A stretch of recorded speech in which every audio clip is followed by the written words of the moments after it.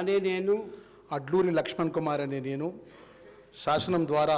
నిర్మితమైన భారత రాజ్యాంగం పట్ల నిజమైన విశ్వాసం విధేయత చూపుతానని, భారతదేశ సార్వభౌమాధికారాన్ని సమగ్రతను కాపాడుతానని, తెలంగాణ రాష్ట్ర మంత్రిగా నా కర్తవ్యాన్ని శ్రద్ధతో అంతఃకృత శుద్ధితో నిర్వర్తిస్తానని, భయం కానీ పక్షపాతం కానీ రాగద్వేషాలు కానీ లేకుండా రాజ్యాంగాన్ని శాసనాలను అనుసరించి ప్రజలందరికీ న్యాయం చేకూరుస్తానని దైవ సాక్షిగా ప్రమాణం చేస్తున్నాను. అనే నేను అడ్లూరి లక్ష్మణ్ కుమార్ అనే నేను తెలంగాణ రాష్ట్ర మంత్రిగా నా పరిశీలనకు వచ్చినా లేదా నాకు తెలియవచ్చినా ఏ విషయాన్ని కర్తవ్యాలను సక్రమంగా నిర్వహిస్తానని,